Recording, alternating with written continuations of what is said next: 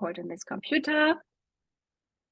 All right, and then I hope that this time my presentation, yeah, I should start sharing my screen. Let me share my screen with you. All right, here we go. Can you see my presentation? Please say yes. Yes, all right, okay, I struggled with that the last 2 times, so I'm glad to hear that this time we don't have that problem. All right, so this month I decided to pick my favorite technique, shooting through things. And I told you a little bit about my personal journey already. I was beta testing OmniFilters for Lensbaby, and that was shortly after I had the idea that I wanted to do prism photography.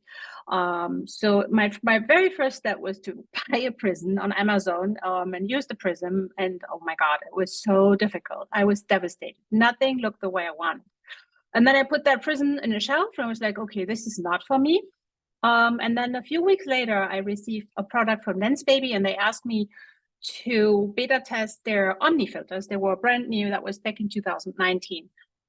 So I took these little ones with me and I started photographing with them. And if you would see my gallery, my Lightroom catalog, you would laugh because I would say the first easily 3 months, I just had no idea what I was doing. You know, I was holding them randomly in front of my camera. And the reason I'm sharing this with you is it might look very easy to see these images and to feel like, oh, she's just holding a foil in front of the lens. All right, I can do that.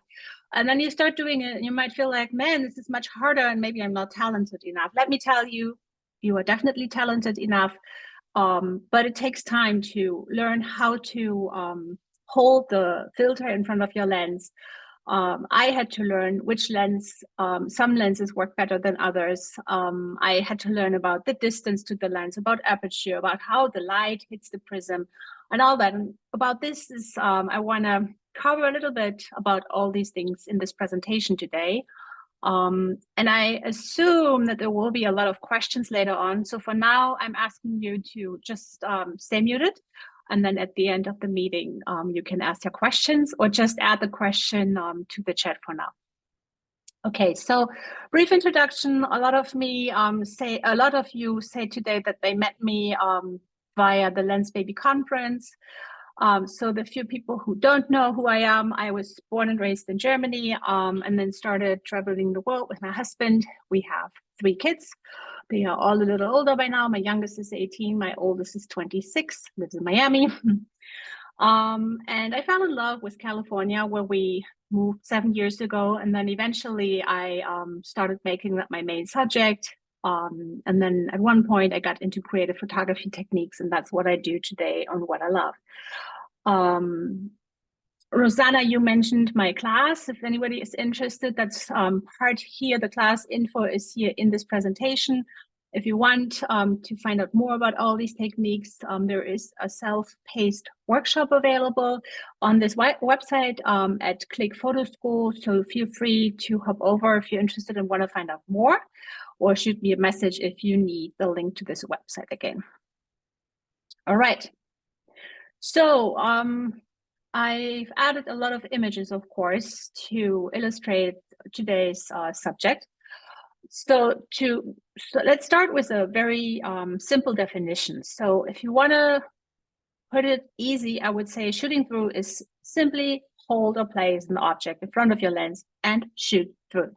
So far, so good. But I already mentioned there's a lot to learn to it because let's say I have my lens here and I hold my prism here, it will not look good because it's too far away. The camera will start focusing on it and you basically take a picture of a prism in a landscape and that looks terrible.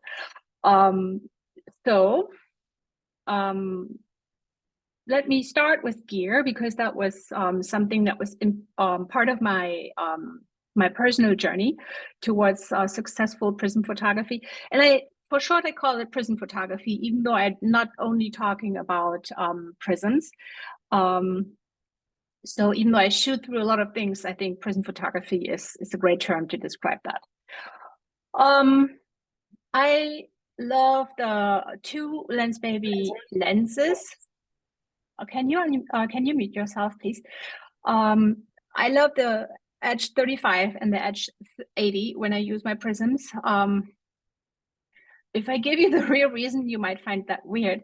When I use the edge, I typically don't focus so much on a picture being in focus, like being tag sharp. I love the dreaminess of the edge, and that goes so well with the Omni filters. The Omni filters, the optic really makes them melt into the image, and that's something that I love. And then plus the fact that you work with a slice of focus. If you hold the prism into the not in focus part of the image, it will just melt in, and that's beautiful. Another lens that I really, really love when I use a prism is the soft focus too. It's perfect. It's like made for prism photography. So if you maybe have, let's say, a 24-70 and you start prism photography, you might run into problems. It might discover that you have a rather huge piece of glass, and that is very difficult to cover with the little prisms. So if you're in the market for a new lens and you're like, man, what should I buy if I want to continue to work with prism photography, I recommend the soft focus lens, but only, of course, if you're a fan of the soft focus. If not, I have other tips for you. So, and then I use a lot of Omni filters, but besides that, I also use foils, plexiglass, jewelry, literally anything colorful and transparent. And I mean, in the end, it's like the only limitation is your fantasy. You can, I'm looking here, I'm having here like a pot of pens in front of me. If there are some sparkly pens in here, if I would have a light source that would hit these sparkly parts here, and I would hold the camera here, that would be good enough to shoot through. I mean, obviously I wanted to be an office related shot because somehow you could maybe still realize those are pens and the picture has to make sense. But you can use so many things for this technique. Where's my next? There we go. Let's talk about basic settings. This technique can be practiced with any lens, no matter if you decide to use a manual or autofocus lens, large or small version, vintage or specialty lens. You can handhold any kind of prism in front of it. Yet some lenses will perform better and some might not be suitable for certain situations. If you really have specific questions, you can ask me at the end, or I recommend just play with what you have, use your lenses. And the way I do that is I typically dedicate a lens, a week per lens, to really find out if this works or not. And then if at the end of a week, I'm like, man, I still don't have a good picture, typically that lens is out. So for me, I started with the 24-70, the Canon, and it just didn't do it for me. And I'm absolutely sure there are people out there who can do amazing work with the 24-70 and the Prism, but it wasn't my way. I prefer lenses that have a small diameter, so basically a very small piece of glass. It's a bit of an experiment, and only by trying can you figure out what effects you like and what doesn't work for you. So here are a few sample pictures. If you look at this image here of the ocean on the left, that was taken with the soft focus. And then I'm holding the textured Omni filters, the foils here on the left of the image. The sun is coming from the right, so it's illuminating the foil. And the soft focus lens, this is what I meant when I said that this is like such a perfect lens when you like the dreamy look, just melts. It looks so soft and so painterly. I love that. Here for the second picture on the right, I was using my Fuji. That works too. I love it because the 80mm lens that I use on my Fuji has a very, very small opening, a very small piece of glass, and was that it's perfect for prism photography. And then this one, I think the one with the balloon also is taken with the soft focus. And this frame that you see here, there was another photographer doing a photo shoot on that day at the beach, and she brought a 9 because they were celebrating a balloon in the shape of a 9, because they were celebrating a 9th birthday. And then in the end, she wasn't using the balloon anymore, and I was playing a little with it, and that was again like, oh my God, you can do so many cool things with that. And this is what I mean. I just love how you can experiment when you use a prism. You start thinking in a different way. You know, first it's this piece of glass that you're holding in front of your lens, but it turns into so much else. Tips and tricks. All right. So the first thing I have touched it already a little is the distance to lens. When you shoot through things, you always have choices. And those two images were taken at the same location. The exposure is different because my lens was a little irritated by the foil. And for both images, I used the same foil. This is the red part here in the image on the left is a Lens Baby Omni filter foil, the red one, the red film foil. And I was using the same film foil here. But there is a difference in this image. Here I was holding the foil very, let's say, far away from the camera. So if my camera is here, I was holding the foil here, and then you see the camera sees the foil and basically starts to show it as an object. But if you hold the foil really close to your lens, it really melts into the image, because if you shoot at a wide open aperture, let's say 2.8, then it will just be very out of focus and just appear as a hue of color like it does here on the right, which is, of course, the much more pleasing image. This is something I have covered too a little bit. A big factor in successful prism photography is the lens diameter. And with that, I'm talking about the piece of glass, the size, the diameter of the glass in your lens. So this is the entire lens, but if you look here, the black hole, that's actually the glass on the Fuji 80mm lens. And if you compare that to my 24-70 Canon lens, you see the diameter of the glass is basically double, maybe even triple the size. And you can see here, these two are the same prisms. Here, if I'm holding the prism in front of the glass, I will never be able to cover the entire lens, maybe a third. But here, just a third of the prism covers the entire piece of glass. And with that, you get a much better effect. Another thing that I found out over time, when you work with a prism, it is quite helpful to set your camera to manual focus, turn the autofocus off. Initially, I didn't know that, and what happened was the camera started focus hunting, and oftentimes the focus would end up like it did on the left on the prism. So that's not the image that I wanted, of course. I mean, here I'm demonstrating it, so you even have my hand in the image. And then there is the other image where the focus now is on the people, and it's the same piece of glass, and that is out of focus. And now you only see the light sparkles, so how the sun hits the piece of glass. Something else that you want to keep in mind, if you use a prism and you're a beginner photographer, not a beginner photographer, but a beginner prism shoot through photographer, I recommend that you start at a wide open aperture. If your lens allows, go to 2.8 or even wider open. It is a lot harder to get pleasing effects at f16, because what will mostly happen is that your prism is in focus and your landscape or whatever it is in focus, because you have this big depth of field. If you shoot at 2.8, your depth of field is very small. So here I have the landscape in focus, but this is only the effect. And here you can debate if this makes sense, but I only took this image for demonstration for you guys, so you see the difference in how the prism appears. Prism position is a big one. That's something where I also think it's best learned in applying it and trying it. So when I go out and they take images, it's never that I see something, I hold the prism and it's done. I always play with the prism, because a prism can fracture your light, can reflect things, can create like leaks and streaks in your images. You never know what the prism will do, because it depends on the time of day that you shoot. It depends on the weather. Let's say on a gray overcast day, I find it very hard to use the glass prisms and to get a pleasing effect. So some kind of sun is always nice. Shouldn't be too direct, because if you shoot into the sun, you will get these blown out highlights that are in this image here on the right.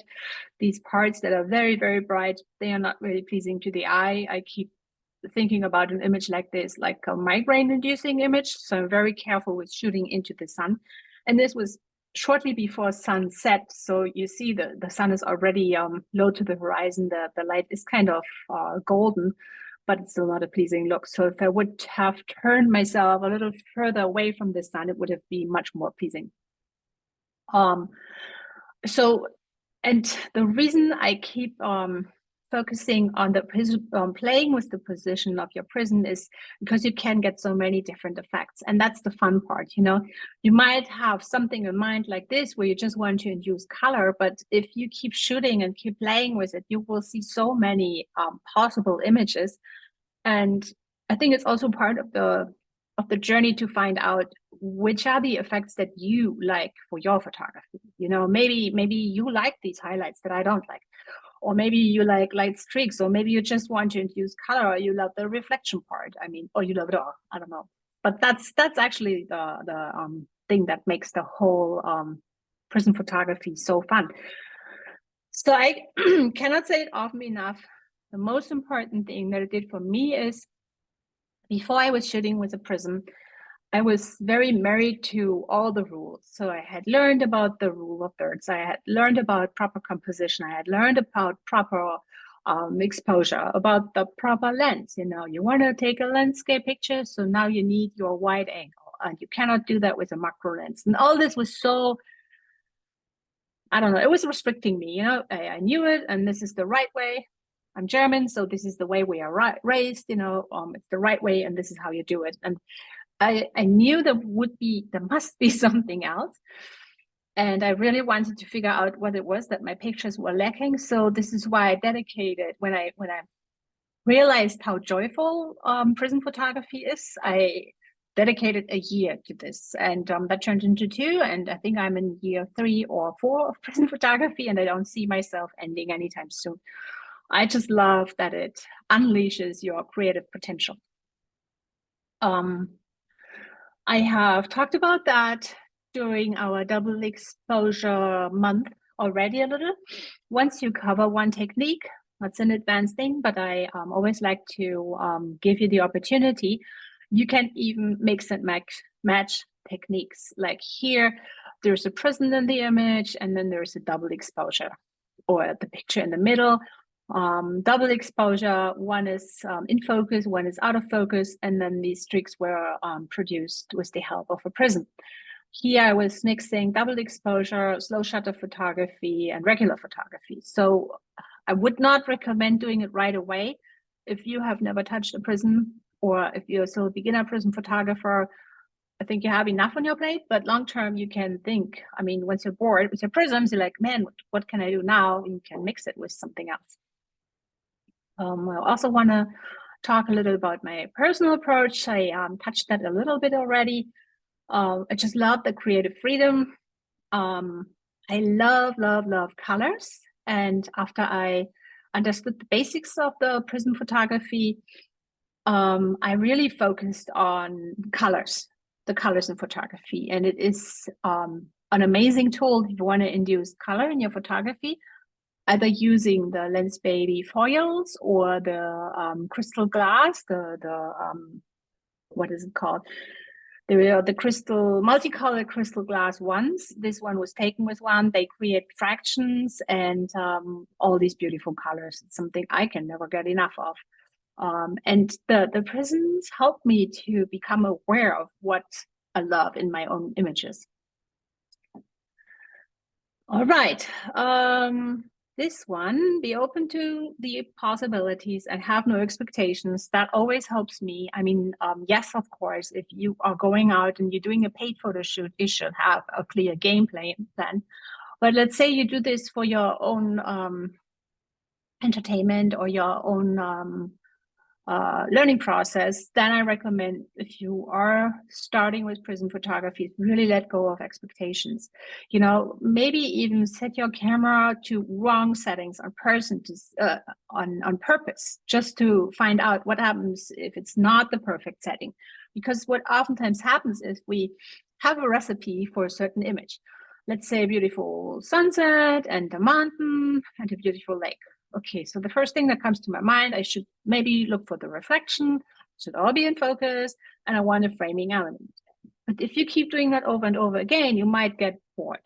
And this is why I found it so refreshing to work with prisms, because oftentimes the pictures were like overexposed, because with the help of the prism, you reflect a lot more sun into your image. And in the beginning, I was like, oh my God, what is that? That's wrong.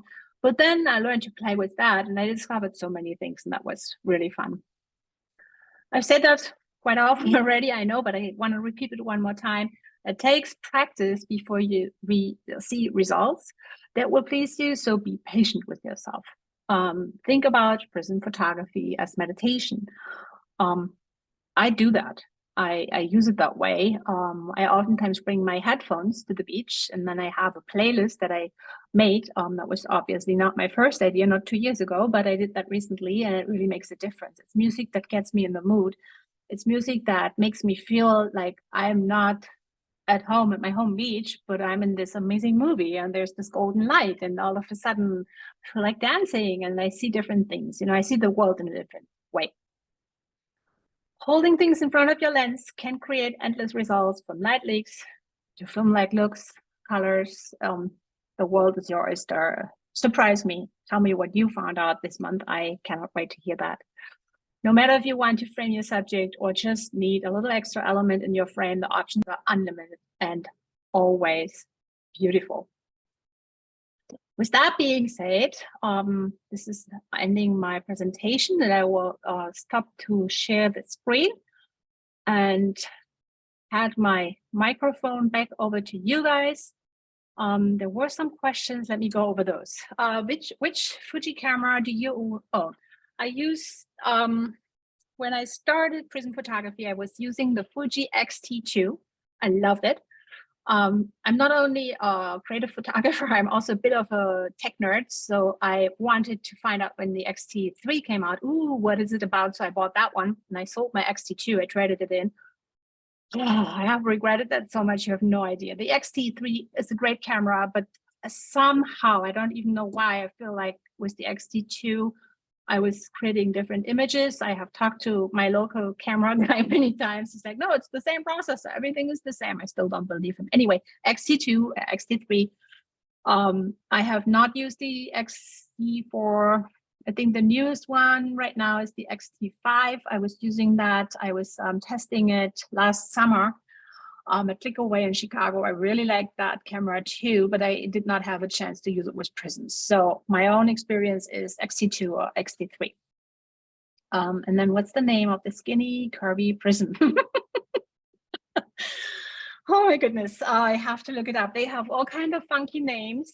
I have a blog post that I should share with you guys. Let me do that right now, that I wrote a long time ago about, I should actually share my screen with you so you see that. It's probably the easiest way. Is that the right one? Let me see. Oh no, not that one. Sorry, guys. That one. No. Oh, I'm so confused. This is the one. All right. Okay. So, and then here, that's my website, California Lover. If you go to Lens Baby, you see all my Lens Baby posts. And then I have a series about Omni filters. So that was the first set that came out. This is about the first one. And then there's the other one later on. They came out with an expansion pack. I'm not sure if you can still buy it, but I think the curvy Prism was part of that expansion set. And if you can't buy it online, then maybe you can find it as a used one. I don't know, some things. Sometimes it's interesting where you can find stuff. Good. So that was my official part. Lots of words. I hope you found that interesting. And it's your turn now. Do you have any questions for me? Do you want to ask me questions? I'm here for you. I have one more. All right. So I know you've said you prefer like a lens, this kind of, or the diameter of the lens is a smaller size, so more of the prism or whatever you're using goes over, and also a wider aperture. How far away from your lens do you hold the object? That's where I seem to have gotten into trouble. Like if I just to get the, I've struggled to sort of get the light and color sort of the way I like it. And I think some of it's like how close I'm holding the thing. I see. It's a very good question, Beth. And you know what? I will grab my camera and a prism and show you. I think that's the easiest way to explain it. Any more questions while I grab my camera, guys? Sorry that I am vanishing here, but that's the easiest way to show you guys what I'm talking about. Yes? If there is no more question, I tell you that my first try with something in between was with the ice cream spoons. You remember you told us about that in your course. Okay. And I was in love. Oh, yeah. I remember that. Yes. And my first pictures were great. That's one of the reasons I'm so involved with this type of photography. You see? Yeah, the ice cream spoons, that is fun. Yeah, but the thing is, I like it so much that I bought this OmniPack extension and I received it yesterday. The first thing I did was going to the street with my glare, with colorful crystal, and it was a disaster. Yes, disaster. It's so much fun. I'm so excited for you. I'm thinking to go back to the ice cream spoons. It was much better. You will start loving these too. So here, can you guys see me now? Do you see my camera? Do you see me? I hope so. Okay. So I'm holding my Fuji X-T2 for you guys, and attached is my 18mm lens. It's the Fujinon Super EBC 18mm, and it comes with a 2.0 aperture. And I'm holding the prism that I was showing in the presentation, and I forgot. Maybe it's the teardrop. I think this was the teardrop, but I might get confused. Or this seahorse. It could be seahorse. Anyway, so when I work with my prism, I hold the prism somewhere here. And what I do is when I work with it, I always have the image, the viewfinder on the back of the camera turned on.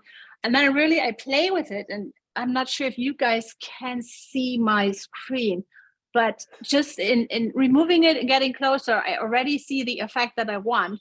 Important, so here on my Fuji, you can set to, there's the wheel down here on the left for me right now, and it says M, C, or S.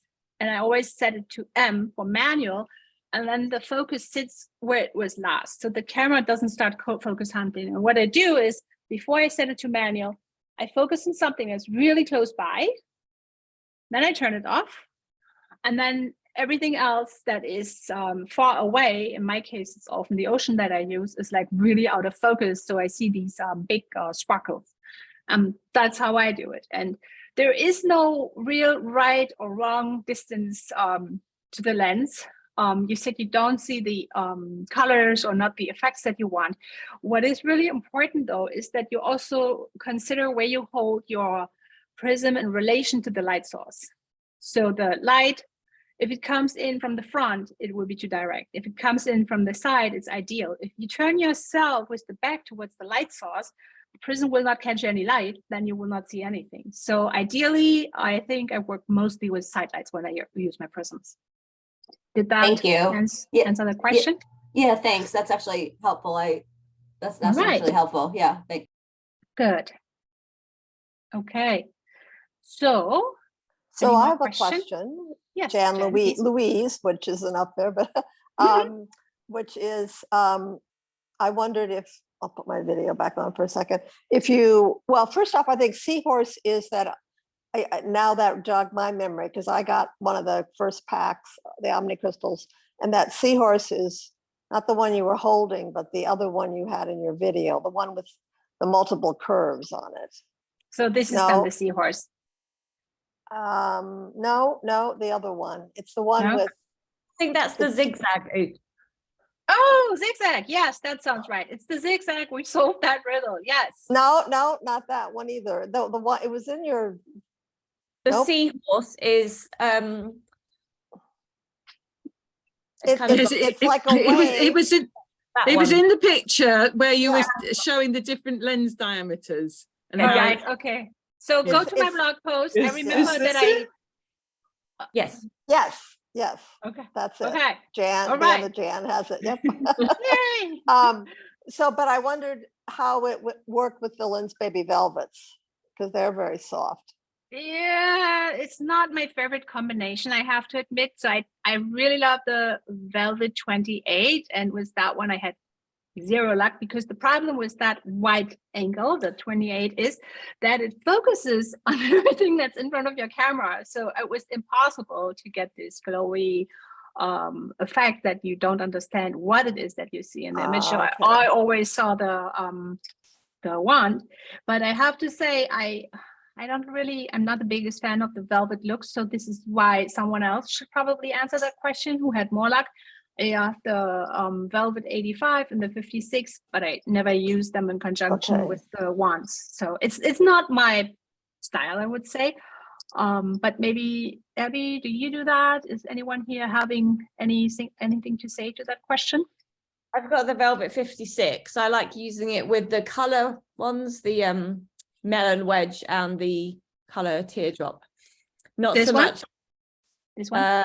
Yes, that one. And Yeah. the one, but yeah, both of those, like with sunsets and things, they make really nice color velvet. Yeah.